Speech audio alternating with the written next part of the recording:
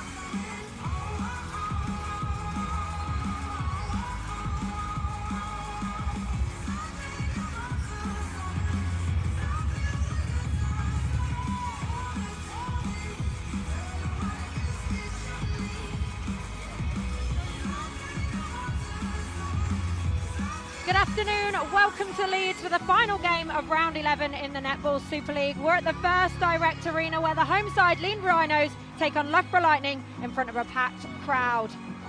Over 3,200 supporters are joining us today to see if Rhinos can cause an upset and beat last year's champions.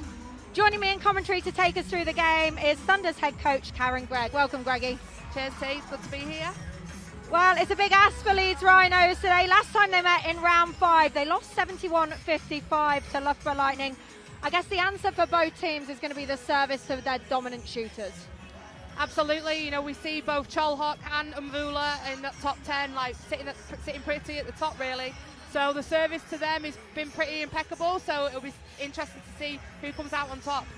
Well, let's take a look at the lineups and the home side to start with. There's 5 changes in this side. Zoe Davis and Caroline O'Hanlon, they returned to the side after injuries last week. Moving Michelle McGee to wing defence, it's her 50th cap today. And Joyce Mvula gets a start again in goal shooter. Thoughts on it, Greggy? Yeah, I think for me the interesting one is to see Caroline O'Hanlon at wing attack. We know she's been missing the last few rounds. I think she's got a little niggle that's been managed. So to see her in at wing attack, maybe that is managed so that running the load at centre against the Nat Panagari, you know, it'll be a really tough ask. So it'll be interesting to see if Liana sticks with that for the whole game. Well, moving to the visitors, Loughborough Lightning, and no real surprise as we go through that list. Alice Harvey and Nicola Smith, they partner in defence. Beth Cobden and Nat Panagari in wing defence centre. Hannah Joseph, Rhea Dixon gets the start at goal attack. And Mary Cholhok, she shot 65 out of 68 last weekend against Saracens Mavericks. It's a solid lineup.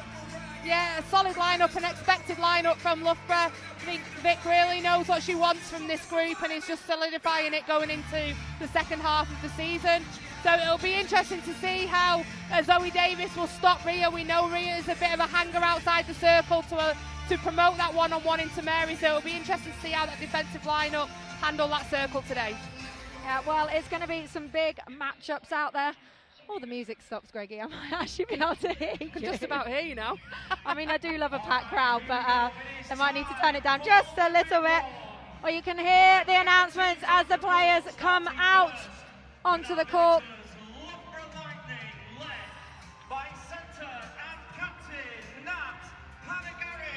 And Nat Panagari leading the visitors out onto court.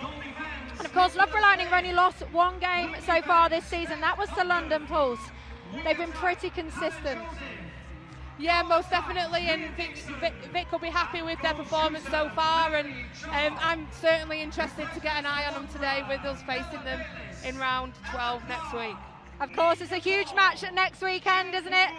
First and second place, as Greggy says, Manchester Thunder versus Loughborough Lightning. That will be live on Sky, and we'll talk about that just in a little bit, but I'm sure you're going to hear a big roar as they introduce the home side onto court.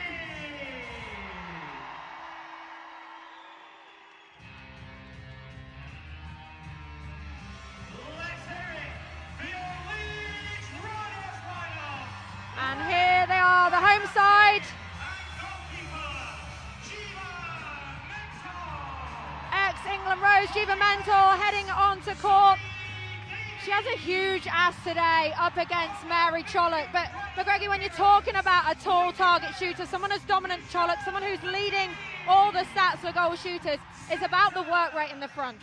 Absolutely, and to allow Jiva to be successful tonight, that's going to be a tough ask for the centre wing defence, goal defence of Leeds Rhinos, to make sure they're really connected as a unit to set things up for Jiva to be able to go on. Because if that ball is coming down too quickly, Jiva's just going to be left exposed. Well, here's Joycelyn Villa. She comes onto court, and I mean, she's sitting third in the shooting stats at the moment, so we know she's doing exceptionally well, them allowing international under the post. But that mid-court feed has probably been Leeds' biggest issue so far this season. They're sitting on 4 wins. A win today could bump them from 8th to 5th. That's how close it is between the 4th and 8th sides in the league at the moment. Obviously, Loughborough can go top of the table on goal difference. I think they have to score 48, T. Not that you've been counting, no, Ricky. Not at all. Well, hopefully you can hear us all right now as the teams start to take to the court. The umpires today are Kate Mann and Louise Travis. Welcome this evening's ball mascot, Layla Hill. And it's Cassie Howard for Leeds Rhinos. She has the first centre pass. Let's get behind Leeds are playing to the left there in the blue and yellow. Loughborough in the pink and purple. And I was just about to say, what a great centre pass. No idea why O'Hanlon bounced that ball into the circle. No idea at all. You know, Joyce is touching 6 foot, and I think she really had a good angle there on Alice going to the back line, and it was a really clinical phase 1 and 2. So disappointing that they weren't able to reward that good centre pass with a goal. Well, gives Lightning the early turnover as they bring the ball through the court. And Mary exit, you don't see that very often, Mary Chollock. I think she's becoming more confident though, isn't she? Her actual distribution when she comes out the circle is getting much better, which poses a real threat to teams, because I think previously you'd be like ISO her, put her under pressure, see what that looks like. But you know, I think her control and ability to be able to pass it off and get it back under the post is really improving. Well, both teams were disappointed with their first centre pass. Loughborough Lightning losing that one, not received. Rhea Dixon not able to get over the line. Nat Panagari not giving her enough time.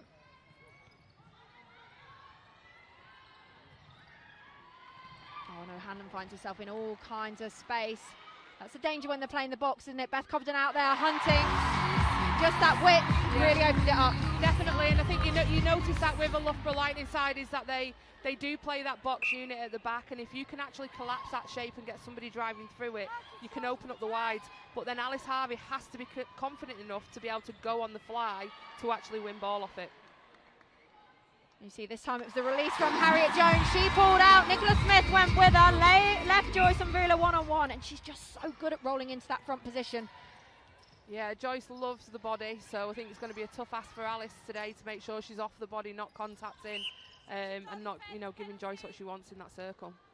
And you'll notice the difference between the two shooters. Slight difference in height, but Mary Chollock will hold that back space a little bit more. Joyce and Vula likes to body up and come onto the ball.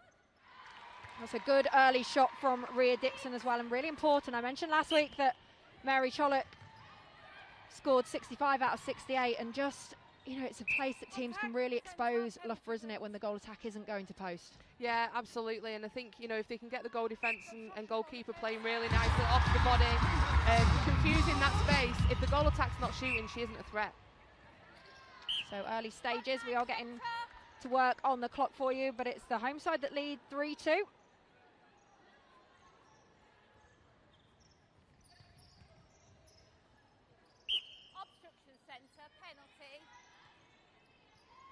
And there's a hold from Mary Chollock. You can see Jiva Mentor trying to roll around in that backspace. She is very good on the backspace ball. Yeah, I think that's a signature Jiva move, isn't it? Rolling into that backspace, and the timing of that, I think we'll see that improve as the game goes on. Well, it's X mark the spot at the moment as Rhinos keeps pinging that ball deep into the pocket on the left-hand side of the circle, and it's working for them. Harriet Jones had a great start. the young goal attack, getting in the circle, putting up the goals. Yeah, I'm really interested to see how Harriet runs out today against Nicola Smith. I think, you know, she's a young, exciting player. I think the key thing for her in terms of her work-ons is understanding when to shoot long, when to actually pass it off and work it closer to the post. So if she can get on top of Nicola Smith today, that could be a really good matchup. Right, let's put them ahead 4-3. Jiva Mentor there just signalling that she probably could have caught that ball. They dropped into a loose double and it worked. Rhea Dixon got sucked into throwing the ball in. And it will be that variation. The rolls, they're getting off the body. You can see her there. You can see her movement. The drop of the double. The constant work on for any team playing against Mary Chollock. Well, Michelle McGee, we spoke about her 50th cap. Being told just to step away, giving the player space. And it's the trademark from Loughborough Lightning. When you've got Mary Chollock under the post, they use her. There Absolutely. It is, 4-all. Yeah, I think you often see Rhea land the ball wide in the circle and just turn and pop without even a second thought. So, oh. She gets it in. Yeah, Rhinos are going to have to be on top of that. Oh, difference that time. Beth Cobden really challenged in the pocket, and you can see Nat Panagari doing the same. They've had acres of space up until that point. Almost 5 minutes gone in this quarter. And you can see, and that's just the adjustment, isn't it, of the top teams. They notice what's going on. Yeah, you know, and I think the way you plan your training sessions through the week is you throw every eventuality at the players, and it's up to them on court in that moment to be able to adapt and tune into actually what's happening. Yeah, absolutely. It just showed the quality of the players, though. Nat Panagari and Beth Cobden, heaps of experience, both in the Super League as a partnership and, of course, internationally. And there's that quick ball in. But I love the way Jiva actually confused that space and slid the front of Chollock then, which just took Chollock's arms away, really. She wasn't able to go straight up, so really good confusion of space there from Jiva. Well, you don't often see Nat Panagari throw the ball in that quickly. I don't know if Mary Chollock was surprised. She didn't even look like she really went for it. You'd want a shooter to get at least attempt to get on the end of that. Yeah, definitely. As I say, I don't know whether it was Jiva's positioning and getting across the front that she was unable to get her arms up, but yeah, as you say, Nat Pan, I think, is normally a player that is more patient on the ball. It's normally a Hannah that you would see go into circle earlier. Wow, Loughborough making it difficult for Rhinos to make use of this turnover. There's lots of chat going on that court. They were setting up almost sort of like a box zone through the court. But there's the width again. No one on Harriet Jones at all. And it was just that mismatch, wasn't it? She swept round the backside of Alice Harvey. Nicola Smith had no idea where she was. Yeah, and I think that's definitely an area that Rhinos can look to expose. Loughborough is drawing Nicola Smith high and playing in over the back of her.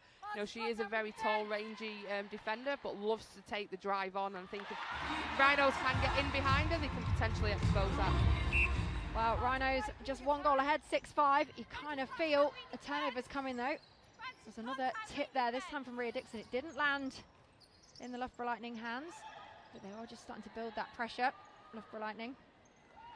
They are just a bit relentless with that pressure, aren't they? It's that work rate of Panagari and Cobden out the front. They're quite happy to run on the body. They're absolutely ferocious across that line, and I don't use that word lightly. You know, that, as you say, they're not afraid to run players really hard and put them under that pressure. And you see that, that's what I'm talking about. It was building. Problem is, every time you go to this pocket, it has to be pinpoint. And this time Mvula couldn't let it land with Cassie Howard, but oh, Zoe Davis, unlucky to come out with that. She appeals to the umpire. Did look like she was going to take that cleanly at one point, didn't it? But couldn't quite get her hands on it. Well, that was the effort from Rhea Dixon though, wasn't it? Because she had absolutely no right to take that ball. Absolutely, she just didn't stop, and that's what you always say to anybody, isn't it? Don't stop until the ball's in your hand in attack or defence. So that's the turnover at Loughborough Lightning. They lead 7-6. We're halfway through the quarter. I think that was a great 3-over on that first phase centre pass. It's just that recovery into second, third and fourth phase is really critical, and how they can look to win ball.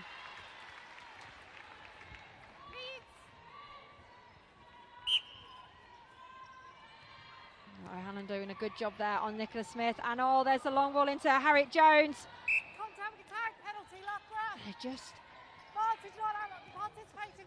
she was going to pull on her for not being on court, but that was a sensible decision by the umpire to get it going. Louise Travis. Yeah, you don't actually have to wait now, do you, under the new rules on a throw-in? Not everybody has to be on the court. Absolutely right. Contact, goal defence, penalty. Just a contact I'm back in last season, Greggy.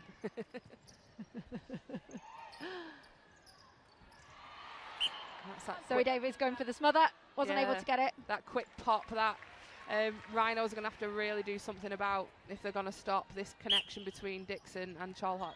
So what do you see then? Is it better to stay on Rhea Dixon and try and shut down her release, this one here, so she can't do that? Yeah, that was like perfect timing, wasn't it? It's almost like I know the game. Yeah, and that's just Rhea all over and their connection that they are playing. So I think for me, I would like to see Zoe Davis just literally running her and just running her hard and putting her under all kinds of pressure so that she doesn't feel comfortable turning and putting that ball in.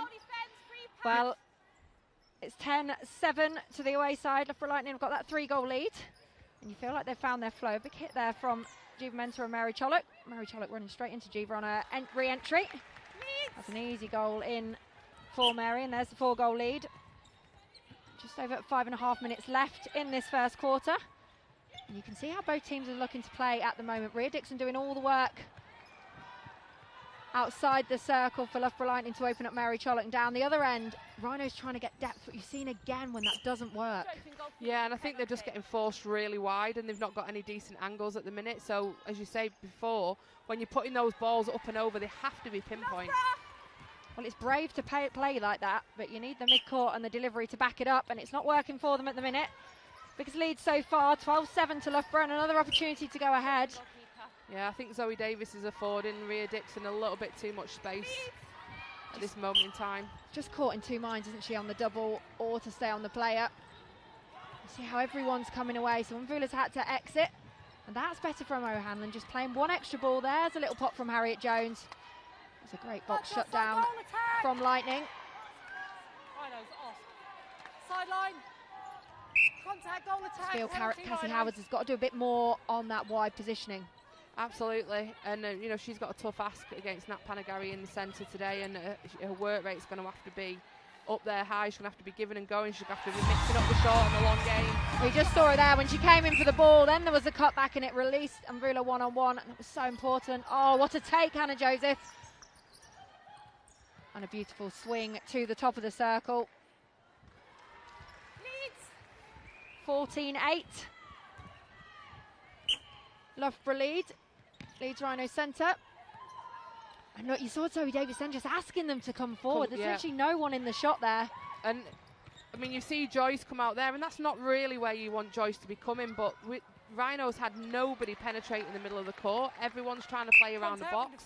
And if you're going to collapse the box, you have to attack it. And I just think that's what the Rhinos mid-court stroke goal attacks are not doing at the moment.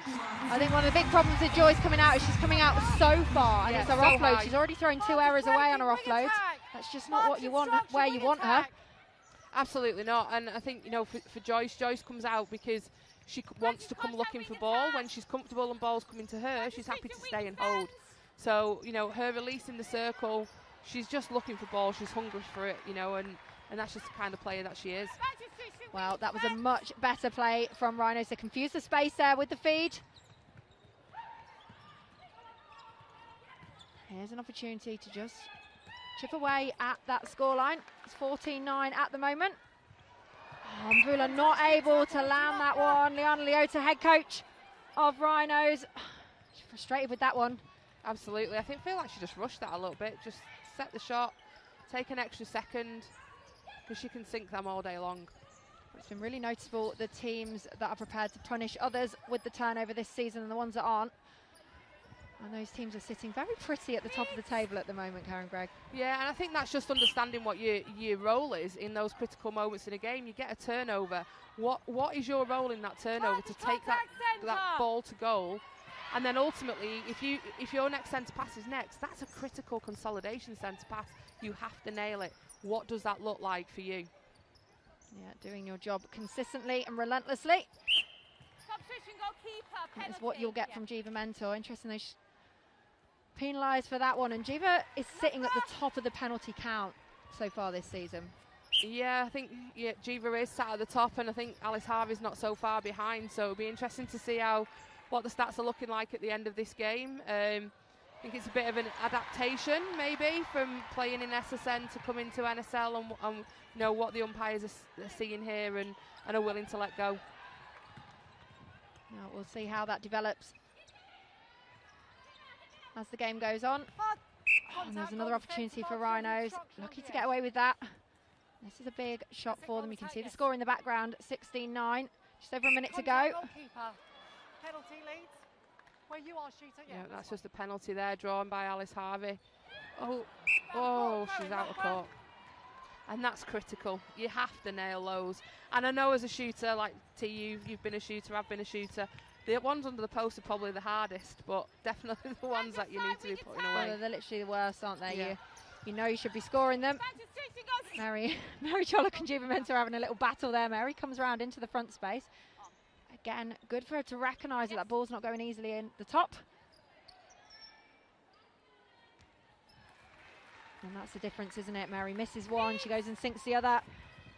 Leeds will be frustrated with this first quarter.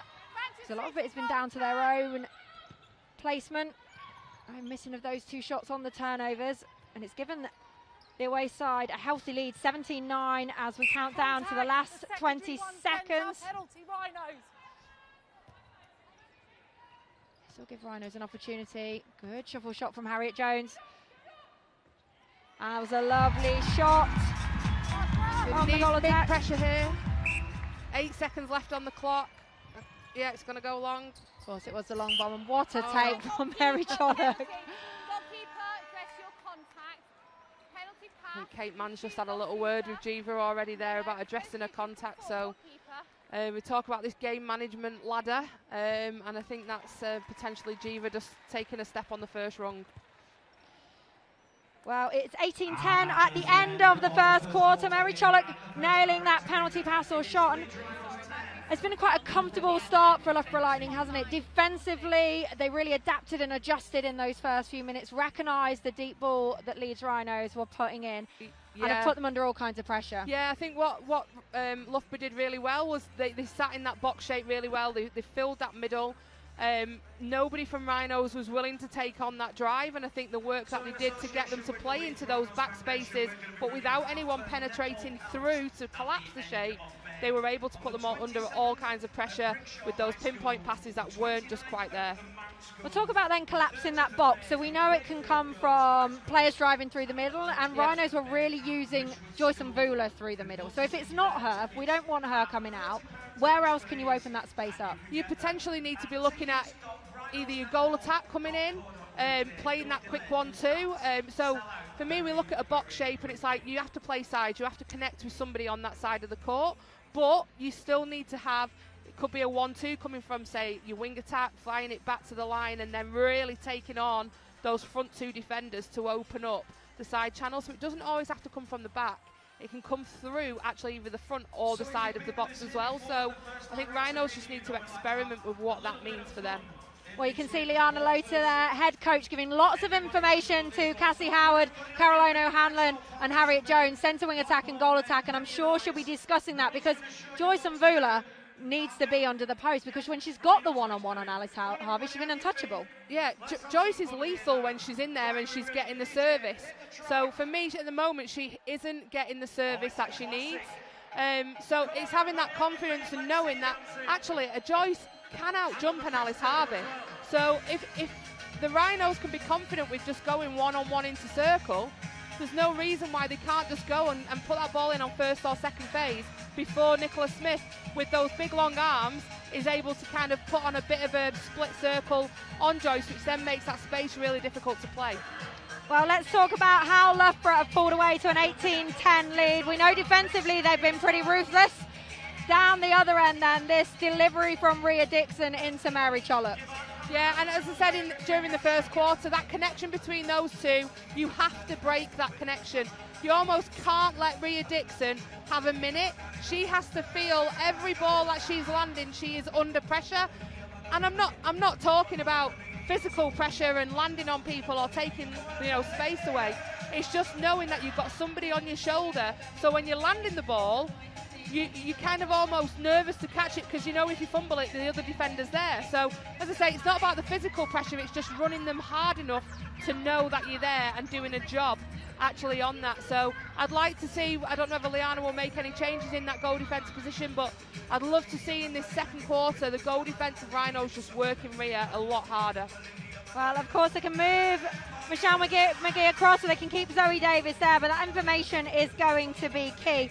Interesting, it's Hannah Joseph that's put in the most amount of feeds. She's on 12 feeds at the moment into Mary Chollock, so she almost goes around her job unnoticed at times, Hannah Joseph. Yeah, she kind of just cruises around and almost stealth-like and just appears where you don't really expect her to. And I think that high release, you see her often getting that ball with two hands above her head, and that high release is coming in. So I think, again, that pressure on the line, wing defence, goal defence, on Hannah and Rhea to stop that connection. Can they make Nat Panagari feed more ball in?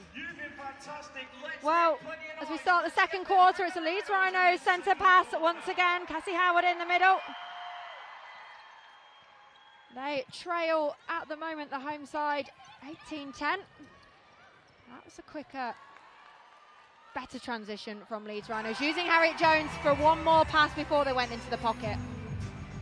Yeah, much cleaner. So that potentially was a planned centre pass going in. I think your first centre pass of each quarter always kind of states your intent. So Contact, goal defence. yeah, it's important for them to score that one.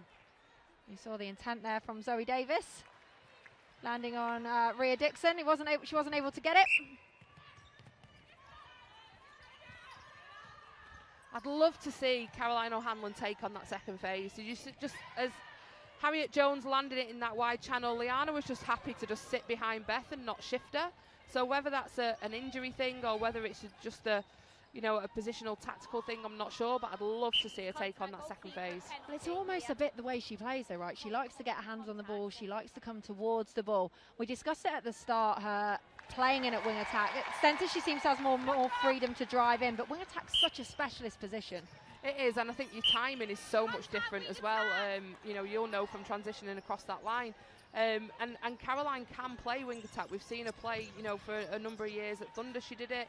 She's done it here now ad hoc for Rhinos. But, I think she's got to attack the circle the same way as she would as a centre. You have to go fearlessly. Well, Beth Cobden having a crack on that one on O'Hanlon. And you can see there she's back up the court again, isn't she? And just standing still, Cassie Howard. Beth Cobden pounced on that. That's her second intercept of the game. And you talked about that ferocious work rate on the third line, and just how quickly they transition that ball. And again, it's almost textbook where Rhea Dixon is running in on the baseline, getting the ball, flicking it over to Chollock. Landing wide, you can almost put hot spots there and see how many times she lands in it. Well, seeing as you are the stat queen, Greggy, I might give you that job in the second half. Oh, Zoe Davis, something I'll be looking at tomorrow on my PA. Oh, there we are, 21-12 to Loughborough Lightning. Both players. They've started this quarter very strongly. And they've been so good at the turnover to goal. I think that's what I've been most impressed with. Every time they've got a sniff on the ball, they've gone down and punished Rhinos for it. They're just getting caught second phase here, Rhinos, aren't they? They're getting the ball out relatively easy, and that may be a tactic of Loughborough. It might be let first phase land and let's just slam second phase, because they are making Rhinos really work for this second phase at the moment. I think what tends to happen is everyone concentrates so much on the ends these days, who your target shooters are, what your defences do, but your mid-court is so key. And if you can't get first phase, second phase out, then you have to bring out your shooter, right? And it's the conversation we had at quarter time. You don't want to bring Joyce and Vila out the circle. No, Joyce is definitely at her best when she's in there finding body. So let's have a look on this one. Different start position this time. Far corner, but no depth. And they're not happy to put that ball over the top. Panagari a lot closer this time.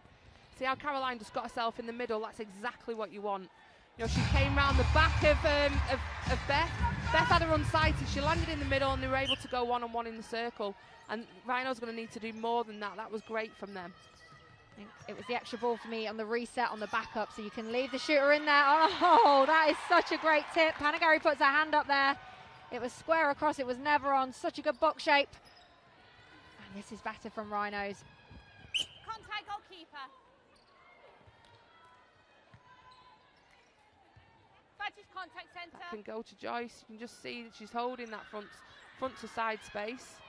And I'd love just to see, like, Caroline can give that ball. I've seen her give that ball. You know what, I'm seeing it more and more. Beth Cobden, not happy. Obstruction goalkeeper. Man was running back to the line. It was cheeky by Leeds Rhinos, but they got on the end of it. Put a hand in, took their chances. And that cuts the lead back down to 8. After the first 5 minutes of this quarter, it's 23-15 Loughborough Lightning lead. Switch and wing defence, penalty. Helen just messing with Beth Cobden there, just showing that she is very, very close on that ball. There's a little battle going on, isn't there? And did you see the height that feed came in then, T? And I have this big bugbear about the height of the feed. A feed comes in at arm height where a defender literally has to poke their arm out. It's the easiest deflection of their lives, and it's like, make it hard for them. Yeah. That ball just needed to be lifted up and away from the defensive arm line. Up or down is what I Exactly. speak to my lot about. Up Yeah. or down all the time, but it's a touch on the pass, and it's those little bits, it's that bits from the midcourt that makes such a big difference, just like that centre pass there. Goalkeeper. I mean, that was almost like textbook that they've done it at training on Friday night. That's one where you have a smile. Yeah. Shooter with you or with the keeper? It's good.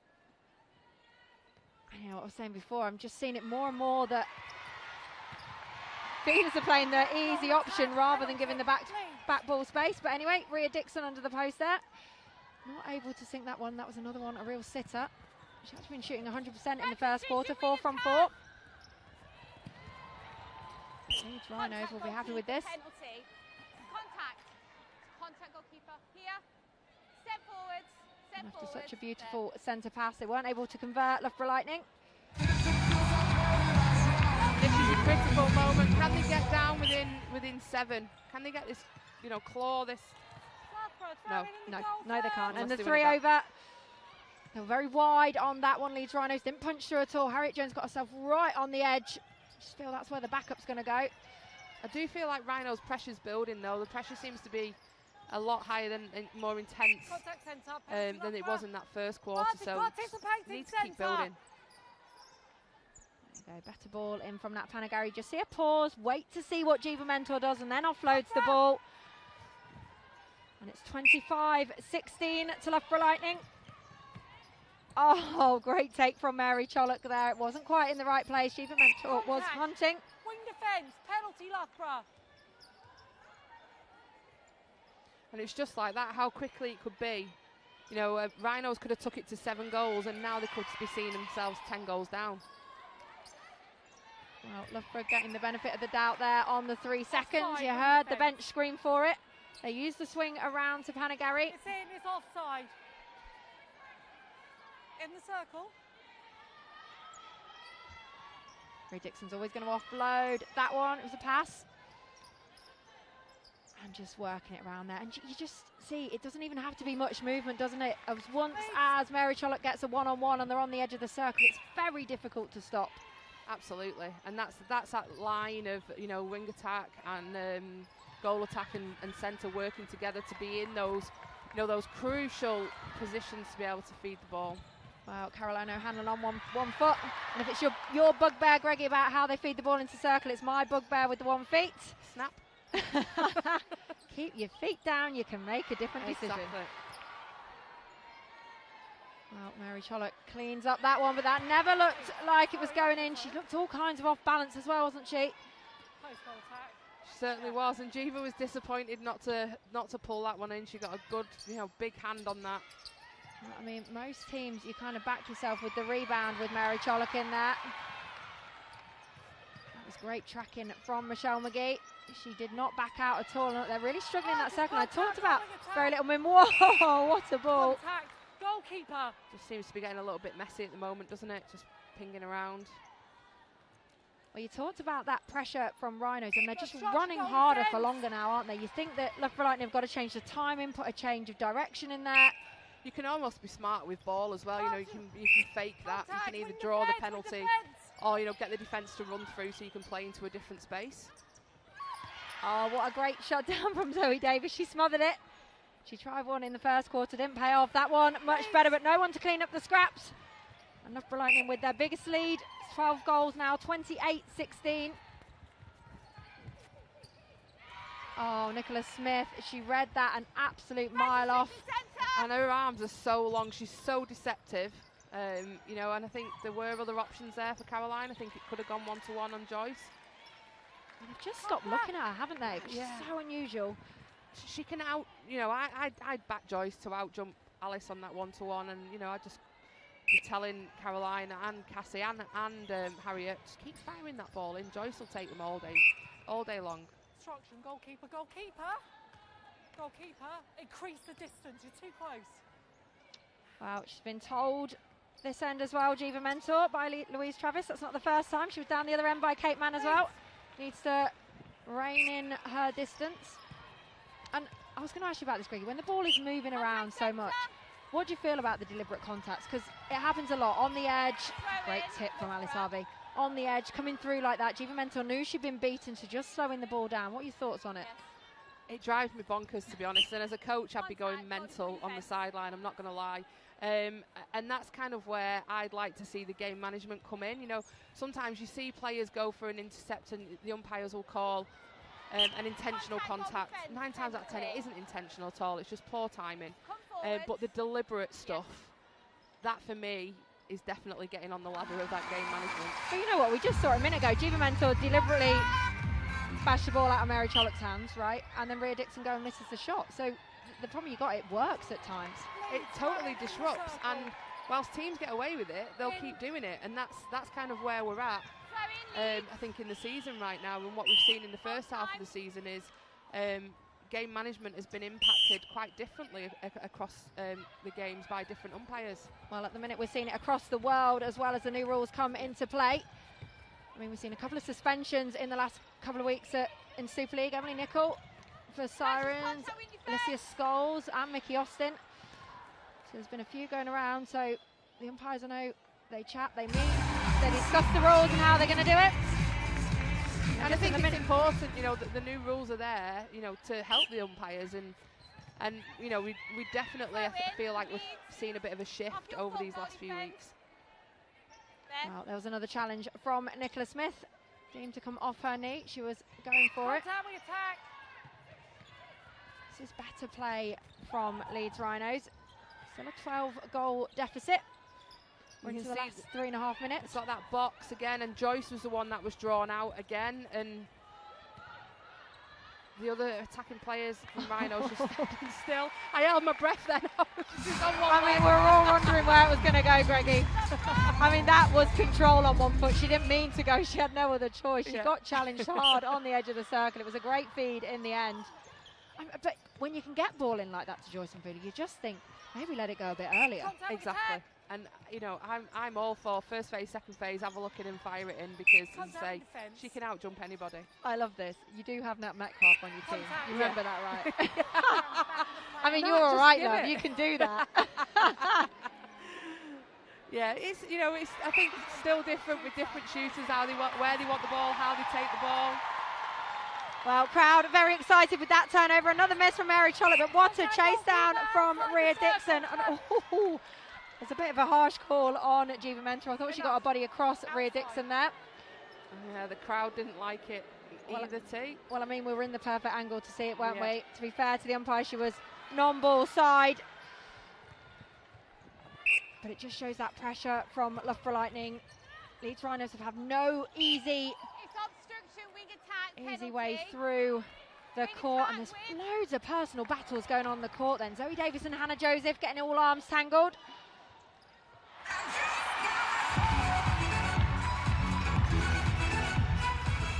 Nat Panagari having a crack about getting the ball back as well. Some frustrations going on the court.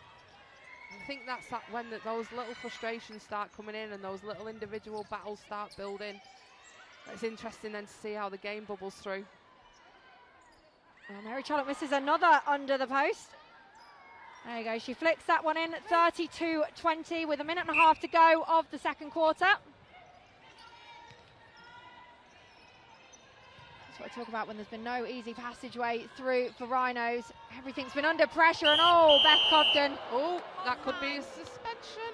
That was a late hit. It was late, and we know That was a dangerous action, and now she's off for 2. 2 minutes, head to the onside. And that's, you know, Beth isn't that kind of player, definitely not that kind of player, but as soon as that happened, under new game management rules, that left Kate Mann no choice whatsoever, and that was a great call from Kate. Well, it was right in front of us. Call white, please. She did see the ball being lifted, Beth Cobden. She went very early for it, but there was a point she has to stop that. Wing defence, would you mind showing? I need you to stop calling it to me, okay? Yeah. And as you said earlier, T, we are seeing more suspensions over the last few weeks. We saw list goals on Friday night, last weekend. Emily Nicol and Mickey Austin were suspended. Yeah, so that's the 4th one, isn't it, in 2 weeks? Yeah. Goal defence, you need to go off. You need to go off because you were bleeding. Time needs to start. It was blood. Time to go off. Sorry. Oh, umpires are going to have a little chat. Well, there was definitely blood on Zoe Davis. Player, so she needs to go off and come back on when time starts. Because it was an injury, she has to go off. Time has to start again. Wing defence. Step back halfway line. Step back halfway line. You can come back. So Zoe Davis is off until they've scored a goal as well. You can There's lots of confusion there on the bench. Well, they can sub someone on. Yeah. But to be honest, if they score this, Zoe Davis can come back on, but she had to go off for blood. She can either come back on or you could have Back to substituted. shooting goal defence. There you go, they won't need to sub at this point. Harriet Jones nails this one, she doesn't, and this is where it could be frustrating because now they are a player down as well through no fault of their own.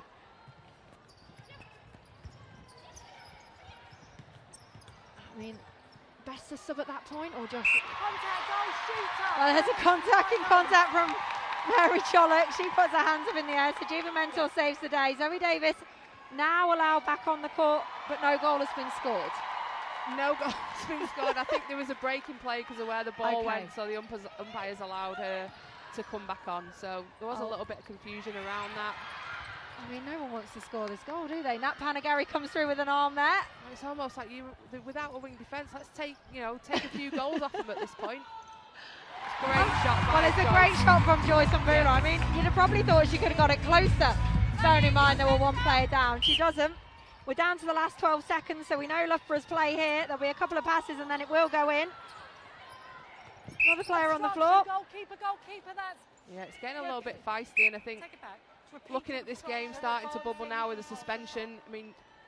You're outplay back there, Well, goalkeeper. Louise Travis has now advanced that in because they tried to do a quick offload. Goal stands because it was on a penalty. Thank you, goal I mean, explaining the last few minutes of that, Greggy, we're going to have a good chat this 10 minutes. We will be speaking to the captains in just a second, but it is 33-21 to Loughborough Lightning against Leeds Rhinos at the moment at half-time. There's your score there. And there was so much going on. We will be hearing shortly from Jiva Mentor and from Nat Panagari, but it was a very feisty first half. It certainly was, and I think that feistiness grew, through that second quarter. Definitely, both teams putting really high physical pressure on each other in and around that circle, and running the players hard, putting them under that physical pressure, and we just started to see, that it just bubble over a little bit. Well, first up we've got Jiva Mentor, captain of Leeds Rhinos. Hi Jiva. I don't even know how to explain that first half. Do you want to try? Oh my gosh, it's been out of control unfortunately, and there's a lot of bodies on the line. It's where you kind of need the umpires to kind of step up and take control, but I guess we got to be smarter out there, find some cleaner lines and keep them out of it. Well, you've definitely been more relentless in that defence end in the second quarter. Is it more of that to come in the second half? I think so, and also for us just treasuring the ball when it's in hand, making sure we got more than one option to it, create some clean lines, and then obviously if we've got the ball in hand, we're able to score off it and start to build some more pressure. Well, thanks very much, Jiva. Go and have your team talk. We'll see you in the second half.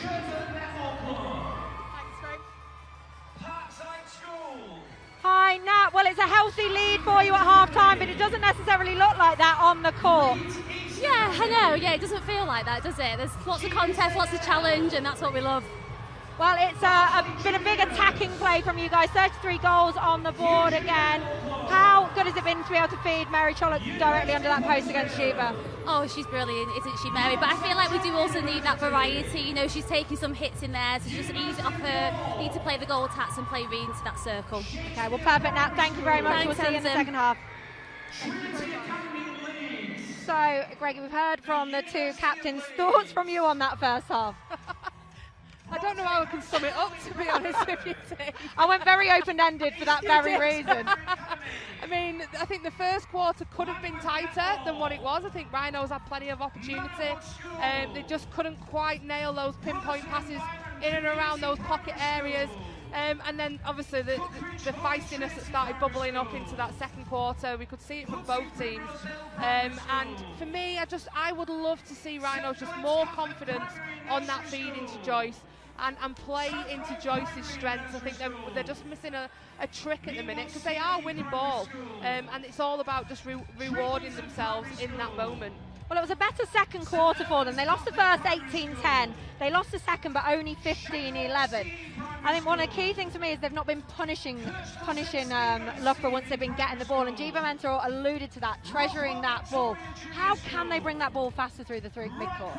I think you've got to look at, first of all, your vision is crucial. We know that the adrenaline rush that you get on a turnover, and in the first three phases after a turnover, you're probably at your most vulnerable.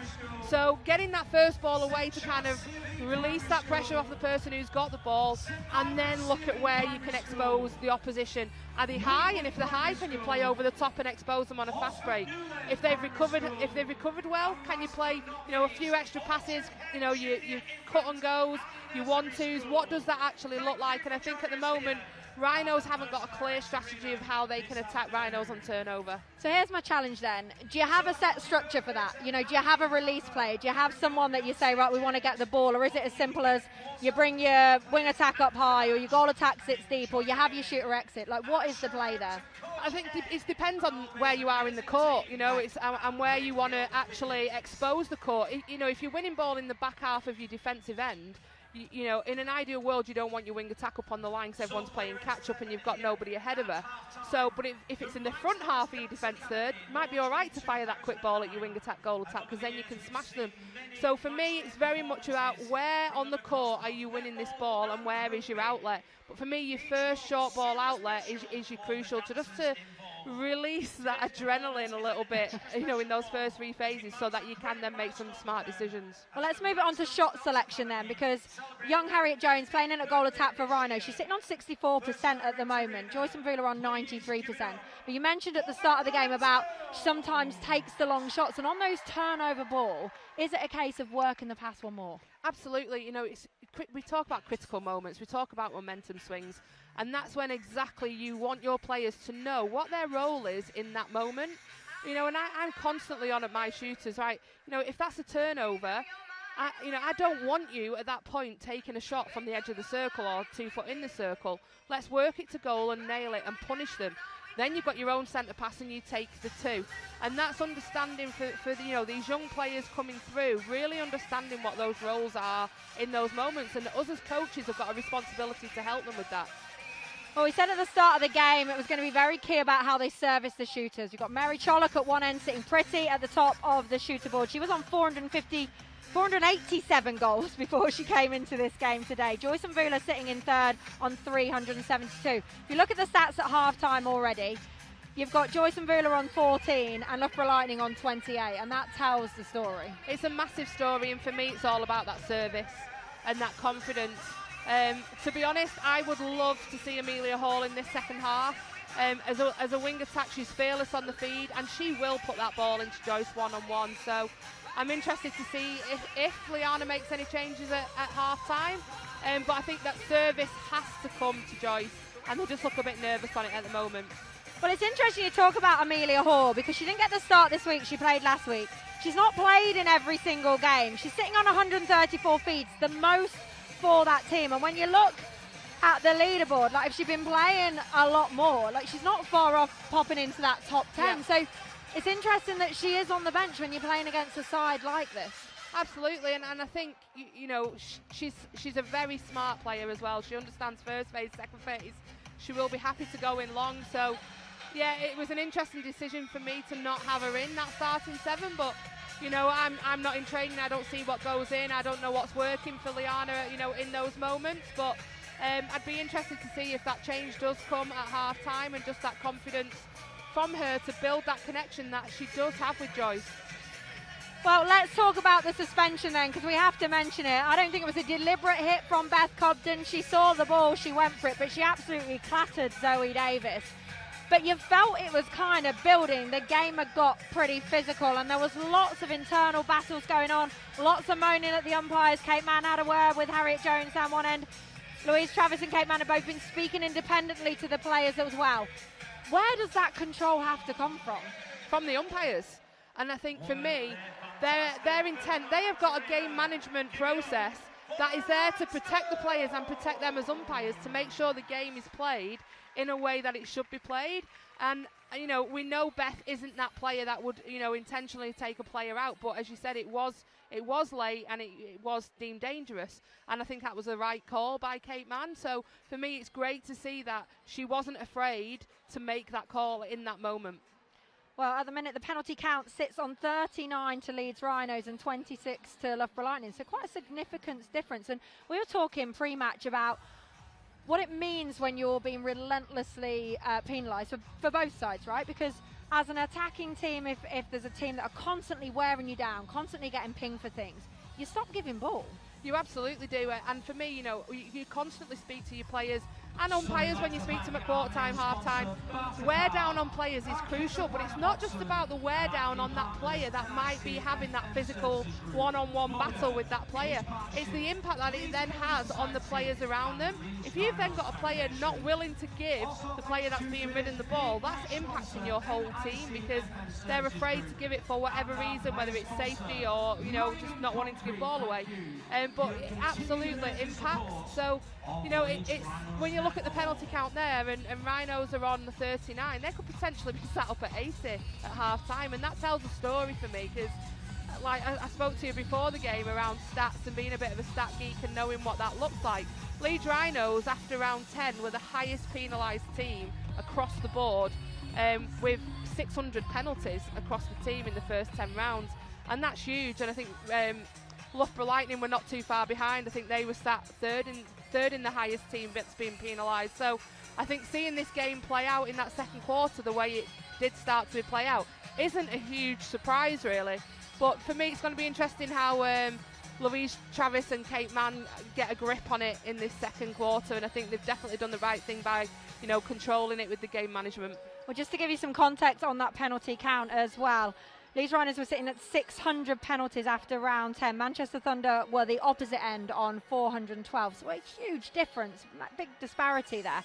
And also, just to give you some clarity, Karen Gregg counted all those penalties. And I took a screenshot of it because I wanted to know as well. So that just shows you what we're at. Yeah, and I think for me, you know, it does tell a story. I think it's important.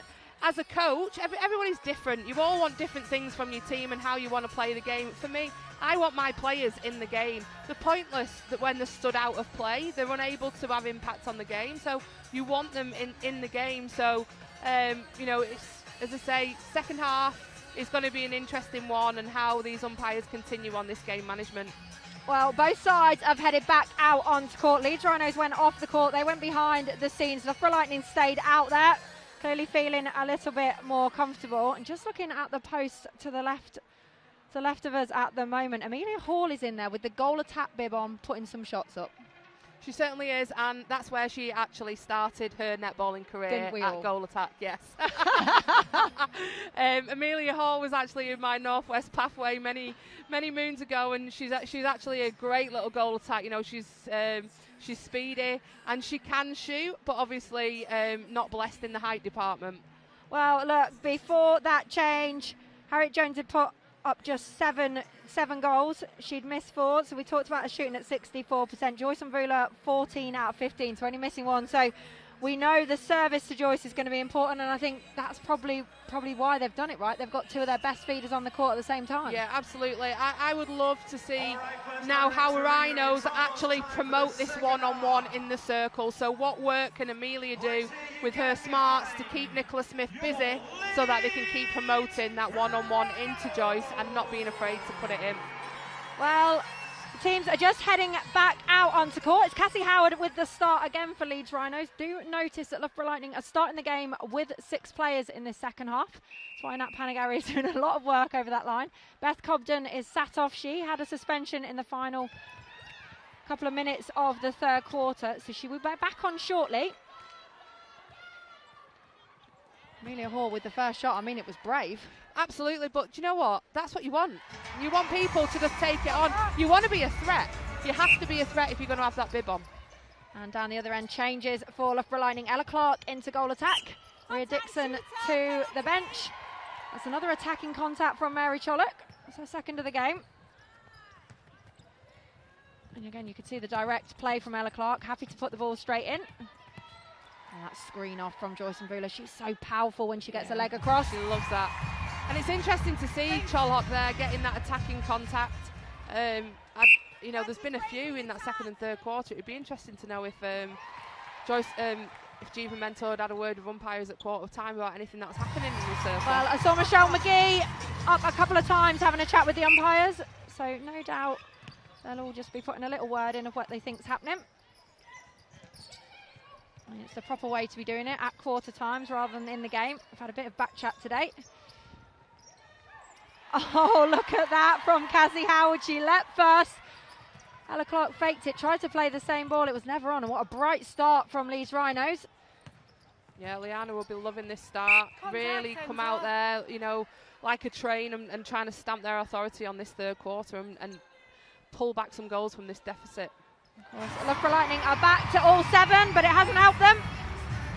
Nat Panagari just asking for a bit of calm in the attack end. I mean, it's still a good lead from the visitors, 33-25, but they've pegged this back quite quickly. And what a ball in that was as well. But did you see it was fearless? And those first few minutes, it's like Liana's fed Joyce, right? She's fed her for a few years. She knows you can turn and fire ball and just do it. Absolutely. And the thing is, I think looking from last weekend, Saracens Mavericks put 60 on the board against Loughborough Lightning. It's totally doable. Difference is they outscored them, but there is space in that circle to let it go. And look at that quick ball from Amelia Hall into pocket and a great drive down, but it's the bounce pass in. It's just that range of Nicola Smith. She's so rangy, she's so smart, gets herself in really good positions. And for me, again, Caroline just putting herself on one foot.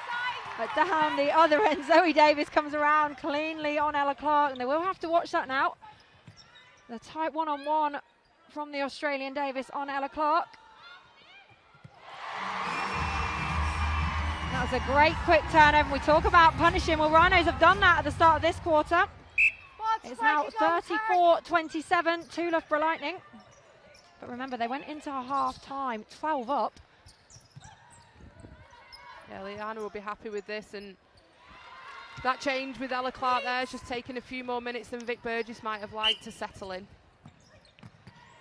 So Ella Clark gets her first on the board, but it's Rhinos that come out firing in the first 3 or 4 minutes.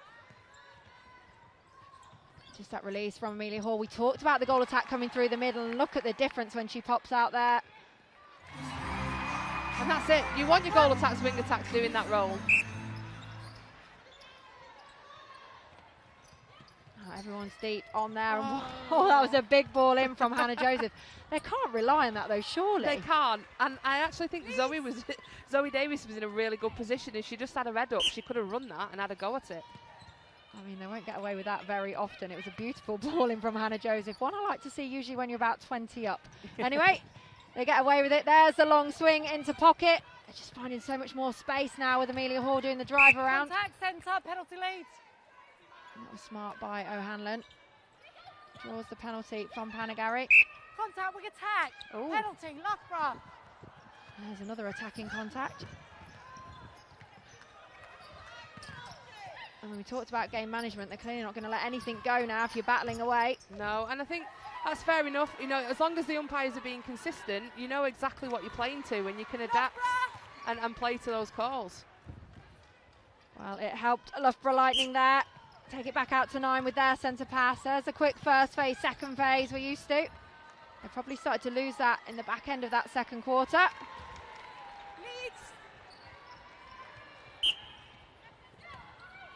I've been really impressed with the impact from Amelia Hall. And that's exactly what we know she can do. Yeah. Been really impressed with how she's injected. Fearless, been taking on the shots, been putting in the long ball. Goal attack. And you know what's so interesting? Both teams have changed their goal attacks and both matchups have been quite different. Amelia Hall now, so quick, so nippy, little, but playing against a giant Nicola Smith, really, who struggles with that kind of player. Absolutely, and if Amelia can keep getting in and behind her and drawing her high and playing into backspace, she could really look to expose Loughborough Lightning's defence. And down the other end, Ella Clark, I mean, going on nailing the shot, she'll definitely put up more goals than Rhea Dixon. You saw that shooting from distance, but she's slower, right, out on the court. And Zoe Davis loves that kind of one-on-one pressure. Oh!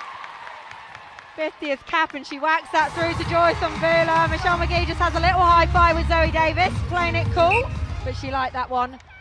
But what was good about that was the way Rhinos actually, the players were attacking, they were drawing the Loughborough Lightning defence, which enabled them to actually look to circle early and expose. And that was sloppy play from Mary Chollet, but Leeds Rhinos will be happy with that. And look, there she is in the backspace, didn't see her, and another bounce pass from O'Hanlon. You just think she's got a sight on Mvula earlier. Absolutely. And she can. We know she can. So it's just having that confidence to get her head up and just get that ball up and into her. Well, that was smart play from Nat Panagari to not get hit there. It's a beautiful ball in. Zoe Davis came through. I think she protected her there a little bit, Nat Panagari, because if she got hit, it would have been similar to the Beth Cobden hit. Yeah, sure would. And there it is, 40-30 to Loughborough Lightning. They did go into this second half 33-21 up. Rhinos have certainly started this second half brightly, far more direct into the shooting circle. Defensive pressure been good as well.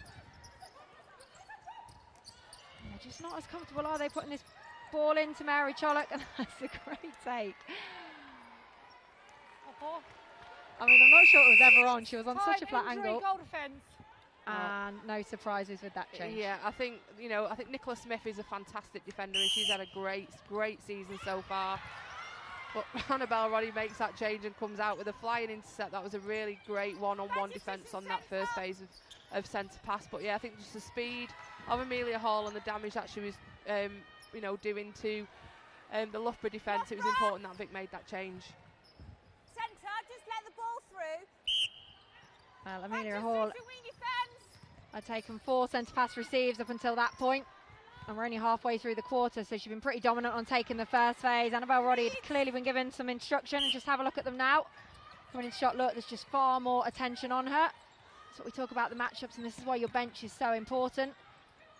Absolutely, you have to know what every single one of your players can do at certain times in the game and what they can actually bring to the team. And that's what I love, tactical changes for purpose. And that certainly was a good one.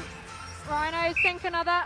It's 43-32 at the moment to Loughborough Lightning. But it's certainly been a more competitive quarter. You just see there's no entry in there, is there, from Ella Clark. And Mary Chollet, after starting the game so brightly under the post, she's just suffered a little bit.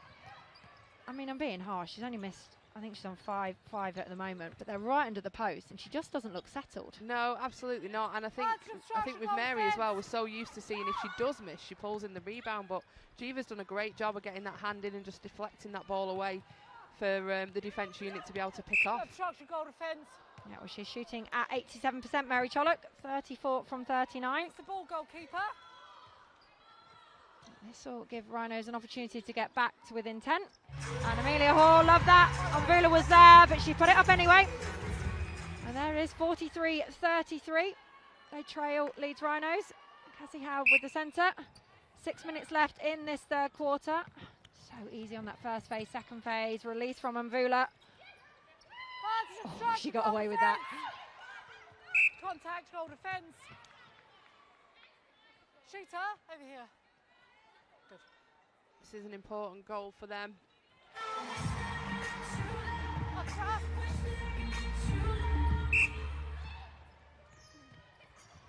They're going deep again, aren't they? And you just said I didn't think she was going to get away with it for long. Giovamenta saw it so early. And I think the thing with Ella Clark's second phase availability at the moment is she's just driving long and deep, and there's no real change of direction. She's not shifting the defence, so it's becoming quite predictable.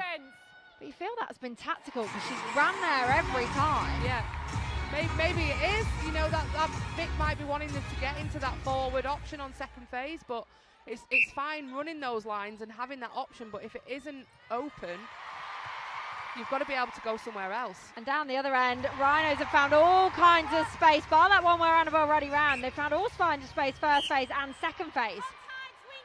And you can see the pressure this puts on Hannah Joseph as well, right? If your goal attack's playing for the long and deep, you've got to get out on a 2-on-1 on quite a type 1-on-1 defensive style. Yeah, absolutely. You know, Hannah Joseph is an exceptional player, and she can get out 1-on-1. But imagine doing it for a whole 30 minutes. That's a tough ask. Well, when we talk about the matchups, Rhea Dixon, who went to the bench at goal attack, she'd taken 12 centre pass receives, and Hannah Joseph the same. So they were sharing the load. And I think that's also important around what the service to the shooter looks like. If you can mix up who's getting first phase, second phase, can you promote the 1-on-1? It's hard for the defence line-up to stop. Well, you just saw that with Rhinos. O'Hanlon took the ball this time. They pinged it around. They found all kinds of space for Amelia Hall on the baseline. Her speed causing issues. That was a beautiful goal and feed in. And they've brought it back to within 7 again at Leeds Rhinos. It's 44-37. They are definitely not going away. No, they're just niggling and niggling. I mean, Loughborough are a quality side though, so I'm sure they'll just keep pushing on as well. Yeah, well, with ball like that, it'd be hard not to, but they've got to get it down to the edge. That's been their problem so far this quarter. They've been very, very predictable with their second phase drive. And once again, mismatch on there. Beth Cobden going out hard on Amelia Hall, try and stop it. They got it there anyway.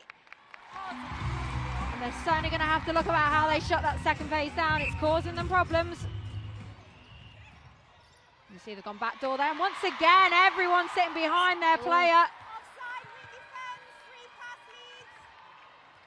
Michelle McGee with a great intercept there. What a quarter this is from Rhinos. It just makes a huge difference when you're happy to let ball go though, doesn't it? Yeah. It's frustrating, isn't it? And look at that ball out from Roddy. Nobody going on it. And you talked about that, taking the adrenaline out, just giving a quick, easy ball. Everyone ran away from it. Yeah. Yeah, that quick first one is crucial. That adrenaline rush.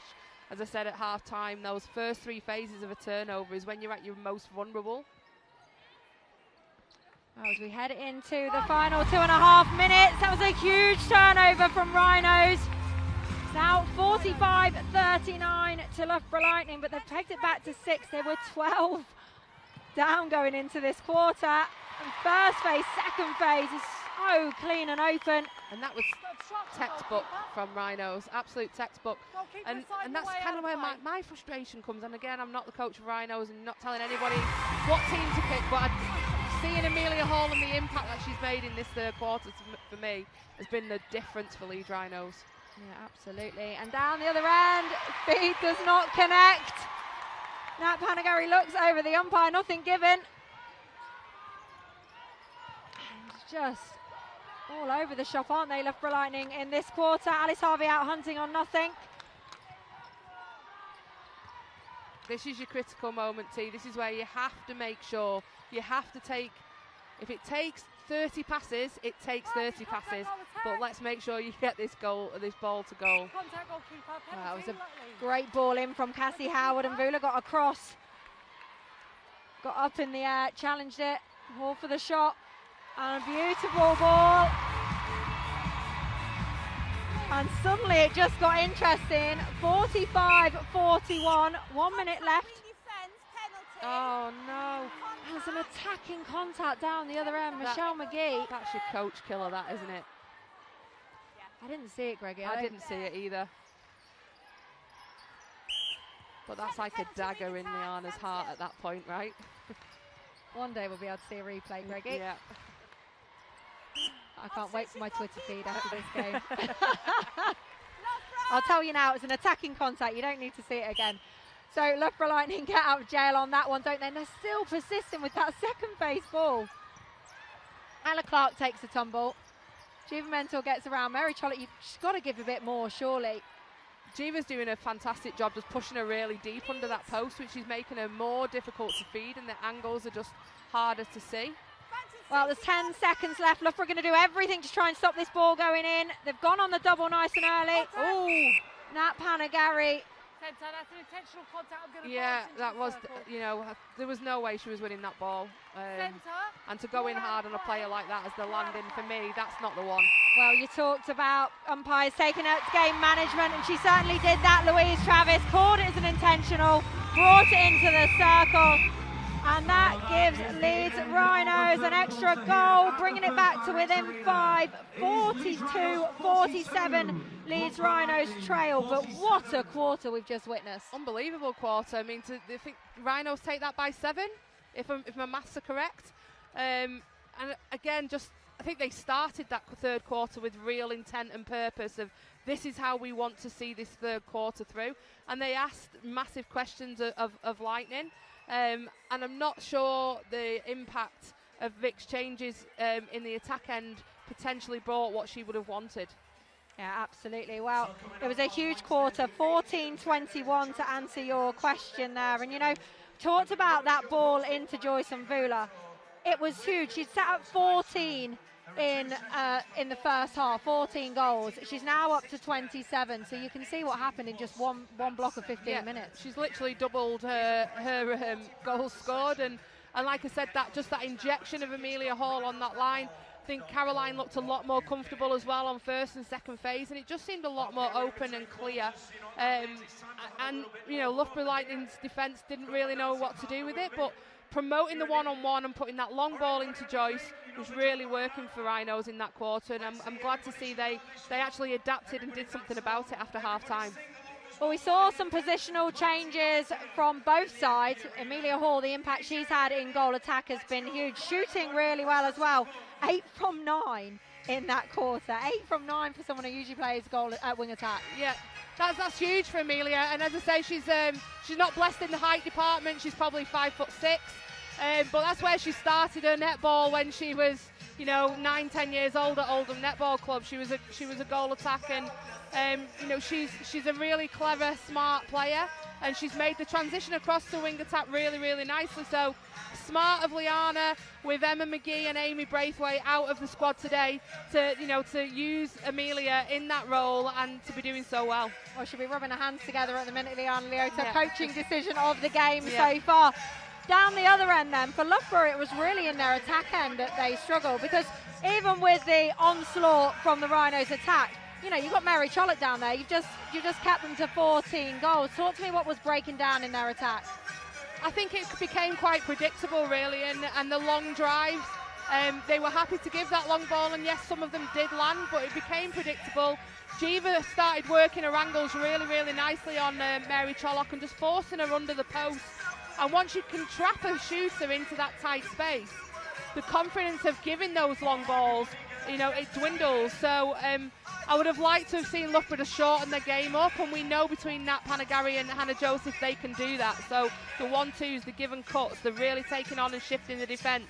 So it'll be interesting to see what information Vic has given them at three-quarter time. Is at this point you do a personnel change, or you just go, right, we're going to ride it out? They've got the experience to do that, Loughborough Lightning. I personally probably would make a personnel change, but I'm not the head coach. But I think seeing how they persisted with the same thing for pretty much the whole quarter, would, not being able to make that change during the game, they've obviously had to wait for three-quarter time, and you'd want them to be able to take responsibility as senior players to make those changes as you're going along. Absolutely. Well, we mentioned that at the start of the game, didn't we, how impressed we were with Beth Cobden and Nat Panagari adjusting through that first 15 minutes. We didn't see that down the attack end for Loughborough Lightning, and it was costly for them, losing that third quarter 21-14. which gives them a huge last 15 minutes in here at the First Direct Arena in Leeds. 3,200 people. I'll give them the benefit of the doubt. 3,100 cheering on the home side. Yeah, no, it's definitely loud in here, that's for sure. Oh, Mary Chollock again under the post. Just needs a settler for a side. She gets the rebound this time, but that was her 7th miss of the game. Only shooting at 86%. I mean, I love the confidence, but just not quite the angle there. Well, O'Hannon looked up into the sky as soon as she threw that. Not going to get help up there. But it is one of those sort of moments where you hold your breath and think, why did I throw that ball? Yeah, and this could be now where Loughborough's quality starts to shine through. You know, if they can get a grip on the start of this fourth quarter, we could see them potentially stretch this lead out again. Already you can see the patience in possession, but it's interesting to see just out of shot where Ella Clark is and how deep she is. That's a better release from her, but they've had to do so much work for that to happen. Yeah, absolutely. I would like to see her do more work, but again, we know Loughborough have got some great ball handlers in that squad. Oh, there you go, tactically already. Going backwards, getting Beth Cobden on the ball on first phase, why not? Got a fence around a play. And that's just that experience again. Hannah Joseph had absolutely no intention of throwing the ball, but she faked it so much. Zoe Davis went for it. Yeah, and that's drawn the umpire's eye now, and see Zoe Davis on that game management ladder now. She's just had an advance against her. Goal defence. Sorry, take a step back. And when we talk about the tactical play and what the coaches do, well, already there's been a tougher shutdown on first phase. Second phase by Loughborough Lightning. That's why they've just got that turnover. That Panagari giving a high five to Ella Clark there. Happy with that one, and that will certainly calm the visitors, because it was not a good third quarter for them. And there's the backup ball again, isn't it? So that's what they've chosen to do, just go release through the back door. Yeah, absolutely, and why wouldn't you when you've got Bev Cobden, who's a great handler, being able to just play that ball open through, and it just gives the attack more time to sort their lines out. And just like that, it's 10 goals ahead. 52-42, Loughborough Lightning lead. Yeah, that's disappointing. It's like the opposite start for Rhinos that they would have wanted, that they got in that third quarter, and just a couple of sloppy errors. And it's amazing, isn't it, in a game of netball, how, you know, 2-3 minutes into a game and you know, the lead can just totally stretch out. Well, the top teams are relentless in what they do, and that's why they are at the top. Even one dodgy quarter doesn't carry on all the way through the game. And it was interesting, I was at the Saracens Mavericks Team Bath game yesterday. 15 unforced errors on both sides, Greggy. Yeah, you wouldn't be happy with that. Say it was scrappy. Yeah. It was fair to say it was scrappy. I mean, you look at your lost possessions and you look at your stats after a game, and you've got to keep it below 20 on your lost possessions to stand half a chance of actually, you know, winning a game. So those unforced errors, those missed shots, you know, anything like that, you've got to keep them to a minimum. Absolutely. Well, Rhinos took their chance on that one. It was an offside from Loughborough Lightning, a real cheap one from those two. Don't expect that from those guys at that point in the game. Not when they've probably had a talking to off Vic at three-quarter time, no. Oh, it was a nice play from Rhinos, and Vula coming round through the front. Again, that split landing that she does so hard to take ball off her. I've said it before and I'll say it again, they are not going away, Leeds Rhino. Not sure what happened there. I'm definitely not allowed to do that. Replay? Oh, I mean, deliberate ball, deliberate foot. Yeah, it did look like a deliberate foot. I mean, it was a terrible pass. When we're talking about key players, you know, it's at that point in the game, you just need some control. Anyway, there's so many talking points in this game. Both sides, you can see, though, using that extra pass to the line just to get a bit more depth now. Working for them. It's 53-46, Loughborough Lightning lead. No way through for the Lightning attackers. Ella Clark drops that one. How she didn't get away with that for replayed as well. Well, I think Gary Burgess is probably watching that one at home and putting it on his Twitter feed for comments. Was it a replay, Gary? I'm going to say yes. And I don't know who that ball was to Nat Panagari, but you've just seen Cobden, Clark and Panagari do very uncharacteristic things. That's offside. Gives Rhinos another opportunity, because that was not a good turnover, it was just a poor pass. And then running round, getting every other ball. Contact keeper. Alice Harvey comes around the back, but gets pulled for the penalty. Team to come through the player as well, and Joyce Mvula puts another one on the board. And again, this consolidation centre pass is critical for Rhinos to put them back to level in this quarter. That's not what you want. Just It's when like they a jinx them. Yeah, I know. Contact centre. Wow, Loughborough Lightning were playing that ball around. Cassie Howard came through for it, didn't get it. I mean, that's the first error I think I've seen from Amelia Hall with her feet. Interestingly, though, Contact goalkeeper. Joyce Mvula was in the backspace. She was in the backspace, and she can play backspace, but I think, you know, Actually, that goal front attack, hold, she's running front centre. to That's side is definitely where she's most comfortable. Well, Louise Travis calling the penalty against Jiva Mentup. Ella Clark has a bit of a sitter on that one. Hannah Joseph with her 3 moves through the centre pass, and you probably want to see that more coming out for first phase. Hard obstruction goalkeeper. Ella Clark is not able to get through at the moment, so they've got to do something different. Different they do, direct they go, and now it's 55-47. Loughborough lead. Breaking goal attack. Contact goal defence. Penalty. There, goal defence. Come forward. There. Obstruction wing defence. Penalty. Goal third Leeds. That's it. You just want the Loughborough Lightning defence to stay in the game there. Don't give Rhinos an easy out. Contact goalkeeper penalty. Well, there's been closing of the gap on the penalties since the start of the game. Leeds Rhinos on 50, now Loughborough Lightning on 41. That was close to a 20-goal difference at half-time, so you can see where the changes have come. Oh, Zoe Davis, that in front position once again, picks up that ball. Contact goal Smart defence, play from penalty. Mvula there as well, drawing the contact out the front. Obstruction goalkeeper penalty. And they just keep persistent sitting behind, don't they, Loughborough Lightning? I'm not sure they're going to learn their lesson through this game. 49-55, the home side now trail. 6 goals in it, halfway through this last quarter. Contact wing attack. If Rhinos can just break this 5-goal kind of duck that they've got, I think they could really stand a chance on drawing this this quarter back a lot closer and make this last 5 minutes or so of the game really exciting. Well, Loughborough have never looked comfortable in the second half in the attack end, have they? So it will definitely put them under pressure, and there you go, they finally punished them. 55-50 now on the scoreboard. Just no one coming forward for that ball. Goal attack. Amelia Hall getting pulled out for the penalty. She let him off the hook a little bit there. Footwork goal Footwork. attack. Oof. It's a big one, T. It was a big call, wasn't it? Ella Clark looked bemused. It looked a dodgy take. I didn't see her feet, Yeah, she looks wobbly. but it looked uncomfortable.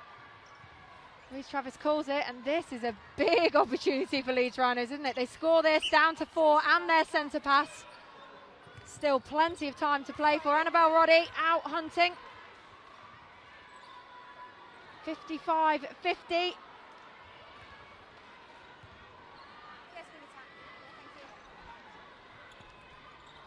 you go, Amelia Hall getting all kinds of attention there. She still gets away with the ball. Wow, she's been good.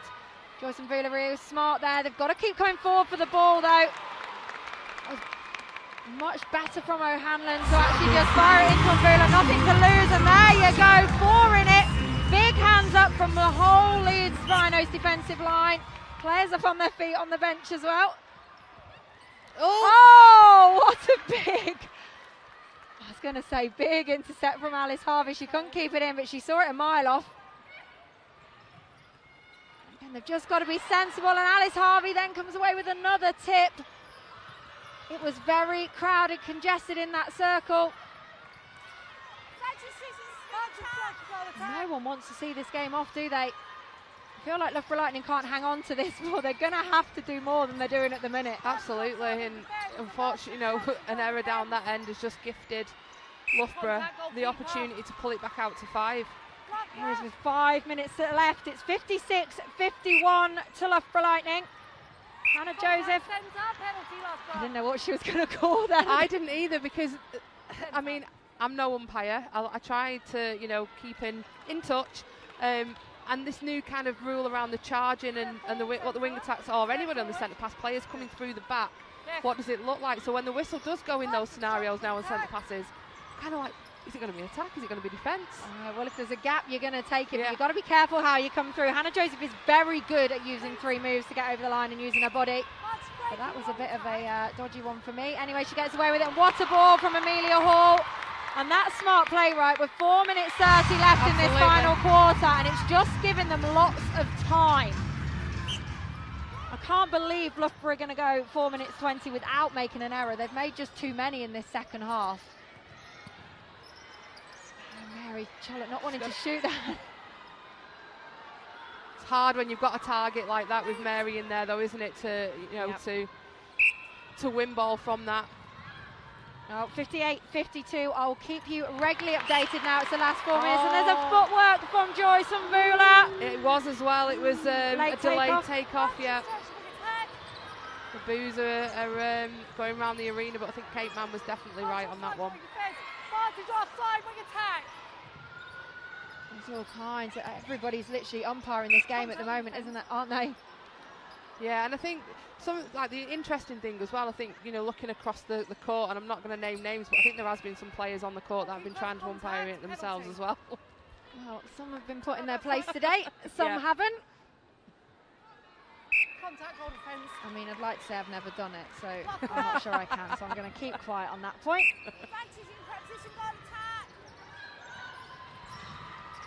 Oh, that was a better play, wasn't it?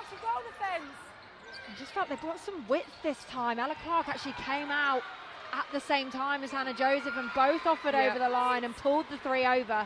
Yeah, it gets them high and then you can play into that deep space to then expose second phase. So some smart play by Loughborough Lightning in these last few passages of play. Well, they've taken that lead back out to 8 now, 60-52. 7 it is. Amelia Hall with a big shot, 2 minutes 40. If it's going to happen, it's got to happen now. They've got to get a turnover on this play, Leeds Rhino. Jiva Menta tries for it. Goalkeeper is in. The way Louise spoke then, I thought, oh, is this the warning coming? I thought it would have been a bit harsh. You can see what she was trying to do, and it was smart play by Hannah Joseph. She didn't jump on her, she jumped up. Was too close. At the penalty anyway. That was a nice play from Rhinos, and Mvula can't make it stick. I was going to say there was finally some more movement back in that circle. It really pulled them. Ella Clark can't keep hold of it though, but it is likely to be too little too late for Rhinos. I mean, they've had an incredible second half. Bearing in mind they were 12 down at half time. Yeah, absolutely, and they'll probably go away frustrated, having not taken the result today that they'll have wanted at this fantastic arena game. I think they've had their opportunities. I think they really have, and there's been a few sloppy errors from them at crucial times that hasn't allowed them to close the gap, which again shows the class of a Loughborough side, that they're able to just turn the screw and pull back out when the opportunity arose. A Loughborough side that certainly haven't been perfect today by all accounts. However, they still lead 62-53 with just over a minute to go, and literally with 4.5 minutes left, there were 4 in it. It was a big hit one, Zoe Davis, wasn't it, with Mary Trollope? Yeah, I almost feel a bit sorry for Rhinos now because it's back out to 10, and I think that kind of flatters the game. It definitely doesn't feel like that's the scoreline it should finish on. It shows you how quickly the key teams can score. Villa just working it close to the post for her. She didn't just put up that shot, but she nails this one. 63-54 into the last 40 seconds of the game. And second phase from Nat Panagary's really opened up now, but they can't let that one connect. This will be a quick goal for Joyce and Vula. They might get time for another as well. Might just flatter that scoreline a little bit more. Rhino centre, they're going to end this game. 63-55, they trail. I mean, it won't be the win, but it's a solid performance, and Rhinos have been getting better and better as the season's gone on.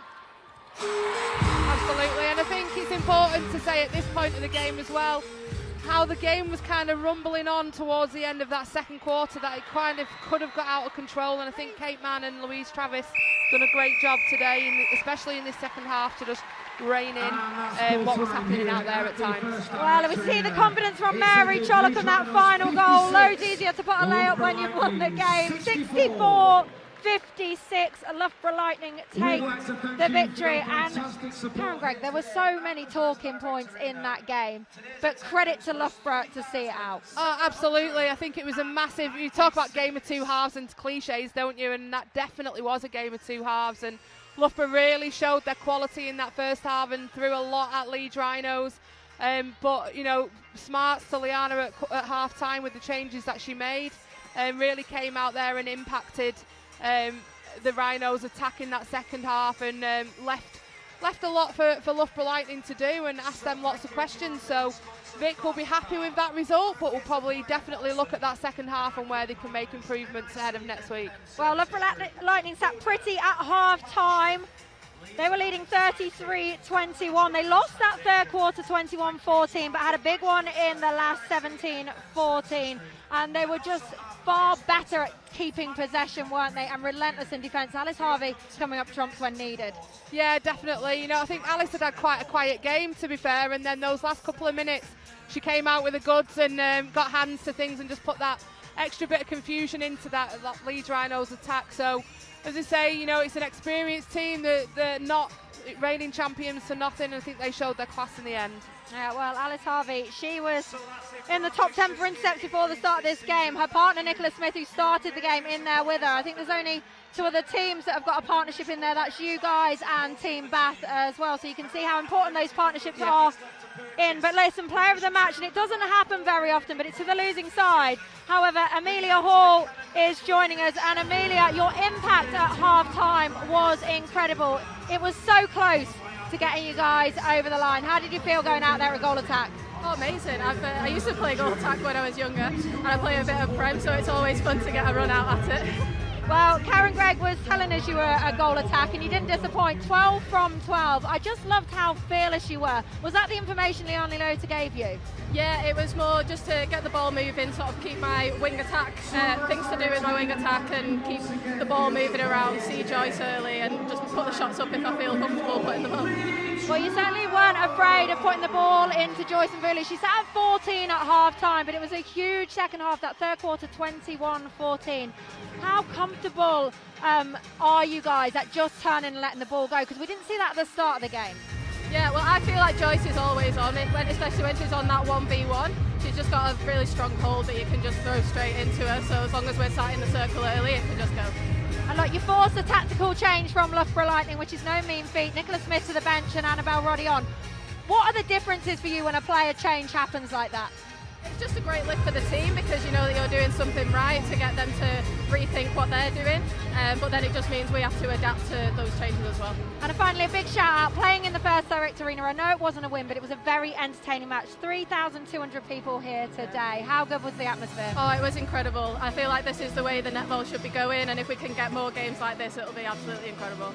Well, congratulations, Amelia. I know it's bittersweet. I know you didn't get the win in the end for the game, but you were absolutely fantastic, a massive game changer. So go and enjoy. Thank you. Well, I love that about the personnel bit when she was talking about it's almost like a buzz when you get one of their starting players benched. Say again, sorry, so got really loud at that point. When you get one of their starting players benched, so when Nicola Smith goes to the bench, how good do you feel about that? Oh, it's fantastic. You know, you quite often say, oh, you know, you've played against four-wing defences today, for instance. You know you've done a job. So we've got Loughborough Lightning head coach Vic Burgess. Just as we're watching Michelle McGee on our 50th cap. Vic Burgess, I don't even know where to start. We'll start with the first half because it was a really dominant performance. Yeah, I think, first half was dominant. For us, I thought we were quite clinical in our attack. Defensively, we've been looking at winning more ball. And I felt we did that. I thought we did that well. For us, third quarter, we're just not happy with it. Our consistency in attack, being able to look after ball and actually be smart on the ball when that pressure's on, and so that's something we'll be really looking at. That second half for us is not where we want to be. Well, I'm sure you'll have seen the stats, but it was a 21-14 third quarter to Leeds Rhinos. You've mentioned about that possession and attack. It just seemed everything was very long and deep. Yeah, we got a bit static, and when we've done well, it's been multiple options, smart decisions, and using those given goals and being aggressive. And we really didn't do that in the second quarter. So a little bit more in the third quarter, a little bit more in the fourth. But we're just not happy with that second half. Well, look, you did win, and Alice Harvey was impressive. She came up with big ball at clinical times, really, for you. You've been talking about working on winning more ball. What have been the key points for you guys? Yeah, a big thing about being brave, and what the players do ahead of her, for her to actually afford that space to come out and challenge some balls. So we've been doing lots of work on shutting down early and affording some space for Alice to go hunting into. Well, I'm sure you've got lots to work on this week, because we know Manchester Thunder are up next week for you. So just a nice, easy game to head into. But look, congratulations on the win, Vic. I know there's always things to be working on, but you guys got over the line. Yeah. See you soon, Greggy. See you next week. See you next week. Oh, I love the fight and talk between you guys there. Well, listen, we can hear from Liana Leota, head coach of Leeds Rhinos. And Liana, it got very close. Yes. No, I was impressed with this third quarter in particular, to fight back like that. Again, our starts just aren't good enough, but I would have liked that score to be a little bit closer. Well, just talk to me about the start then, because it was a quiet half for Joyce and Vula in the first half. She was exiting the circle quite a lot. We know the impact of Amelia Hall, and we'll talk to her in a minute, but how can you get that from that starting lineup? Yeah, I think in our centre pass attack, we weren't getting that 1-2 connection, getting depth on that second phase to be able to see Joyce early. I think Loughborough did a fantastic job of keeping us high on that second phase approach, so we couldn't really find her, and then that's why she had to exit quite a lot. Again, I think Alice and Nicola did a fantastic job of hedging that space and shutting that down, and that just left Harriet open on the fringes. Well, I'm intrigued by that change of Amelia Hall, because it was a massive impact. I'm going to ask you to answer this honestly. Okay. Would it have been a planned change anyway, or was it because you were forced out with obviously no Emma McGee, no Braithwaite in there? Yeah, no, I just literally gave any opportunity for anyone that wanted to play goal attack. We practice Tuesday, Wednesday, Thursday with Mills in there. We know she can move. She'll let the ball go 1v1 into that space. So, no, definitely an option that we did practice. Well, finally, a mention then on Jiva Mental, because she had a big task up against Mary Chollock. She got 53 goals, but she also missed 8, and Jiva was proper in her head at times. Yeah, no, and we knew that the last time we played them, we got a lot of turnovers, but we just had to grind. We had to stay in the moment. I think in the first half in particular, our body language and our behaviour wasn't right. We know that the ball's going to come over with Mary, but it's like those 1, 2, 3 spillages that we get are going to be the key for us. So I thought that definitely in the second half that we were happy with any little ball, but we just didn't have that same approach in the first half. Yeah, well, it was relentless pressure from you guys, and really impressive with the fight back as well. You got back to within 4, which I'm sure you'll know. But look, loads of positives to take away. I know it wasn't the cherry on the top, but still impressive performance from you guys, and in a packed arena as well. Yeah, awesome. No, thank you very much, Tamsin. We'll see you soon. Thanks, Liana. Bye-bye. Well, Greggy, thoughts from the coaches then? It's quite interesting, isn't it? Because far more probably positive from Liana and a bit more disappointment from Vic Burgess, and yet they were the ones that came away with the win. Yeah, and like Vic said, she wasn't happy with that third quarter at all, and overall wasn't happy with the second half, and there's definitely some things that they're going to have to put right. The treasure in possession, and the biggest thing for me was their ability of that attack unit in that third to make changes in the moment and not wait for instruction at 3/4 time. And with senior attacking players in that unit, you would expect to see that, and that potentially is what Vic might be a little bit disappointed with. Well, they ended up getting over the line. It wasn't pretty at times, but that game pretty much had it all. We had swings, we had a full packed arena here at the First Direct. We had a suspension, we had umpires taking control of the game, we had dominant shooters under the post and relentless defence. It was a classic, and I tell you what will be a classic. Next Saturday, join us for Loughborough Lightning versus Manchester Thunder, top of the table clash. And Greg, have you worked out yet? Have Lightning gone on top? They had to win by 48. So no. No. Well, well, then we'll see you next week for that one. You do not want to miss it. Top of the table clash, Manchester Thunder versus Loughborough Lightning. It was Loughborough that came out on top tonight, 64-56. Thank you for joining us.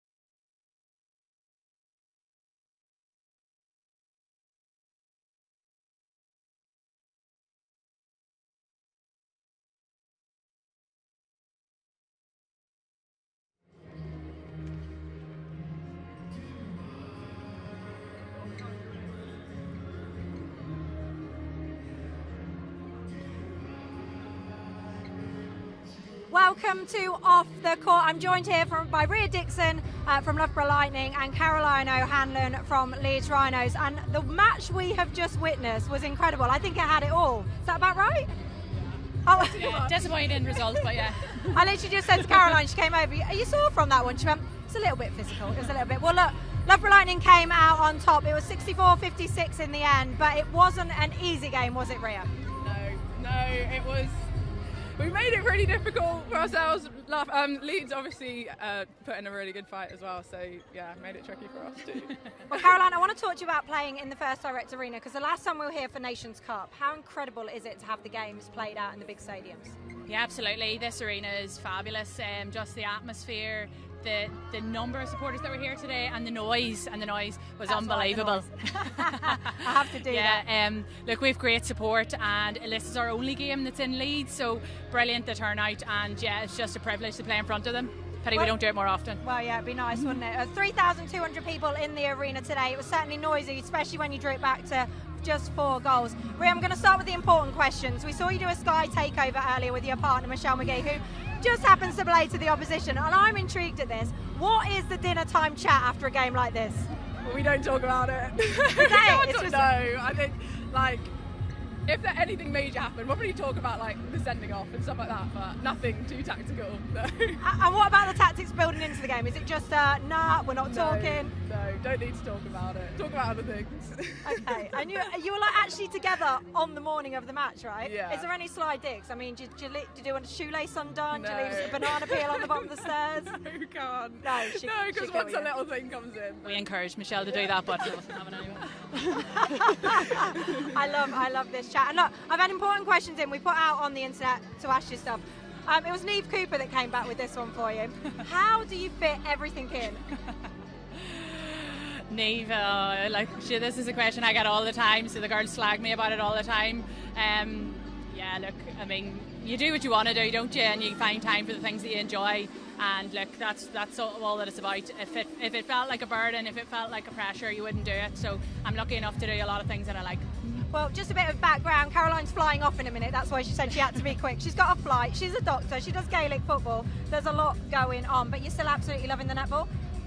Yeah, I would have been happier with the result there today. But look, we're building. We've had a lot of changes this season again, and you know we're just taking a match at a time. We were happy with our second, third, and fourth quarters there today, but we have work to do for next week. So yeah, look, enjoying it, but plenty to do.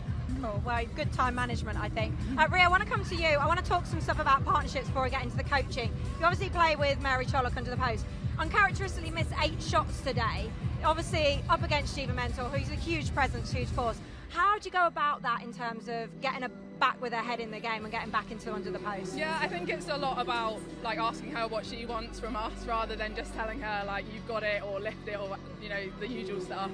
With Mary, it's kind of once she comes to you and tells you what she needs, that's really helpful for her. So I think it's just kind of reaching out to her, seeing what she needs. If it's for me to step up and take a few more shots, or if it's to work the ball a bit around and give her a bit more of a cleaner pass, then we can do that for her as well. That open communication is so key. We saw Amelia Hall enter the game today at goal attack, and even I went, goal attack? Greggy assured me it was fine. She played them for 12 from 12 today. We talk about the communication. It was clear that you guys have such a great relationship, especially on the centre pass line. Yeah, absolutely. We haven't had a lot of court time together, obviously, in that combination.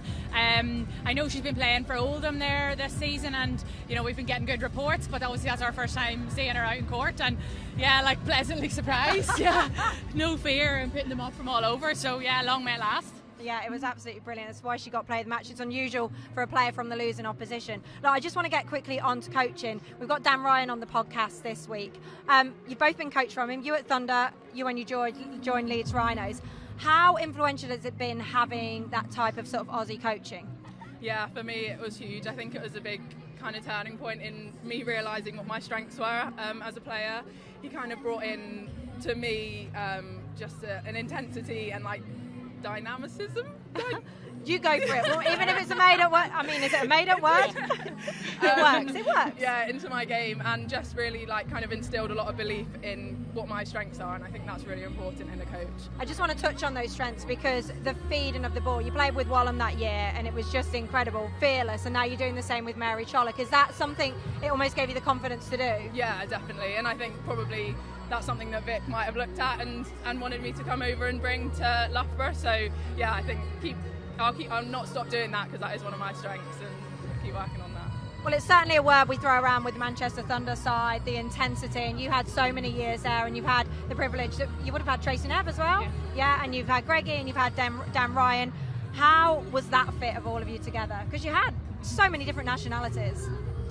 Yeah, but everybody had a clear goal, and everybody knew their role, and everybody, just listened to each other. And as you said before, on the court is as important off the court, that communication, and as Rhea said, knowing what each person brings to the table, and just knowing our strengths. And they're all very positive, they're all very assertive, and so everything's clear in terms of what they expect from you on and off the court. So that's, for me, that's the style I like, and so yeah, it's easy to respond to that, and you just have to work hard and listen.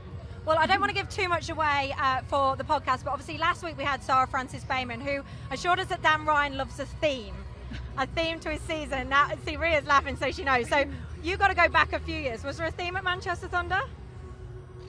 Win. I think the theme was win. Rhea, come on, let us in. What was it?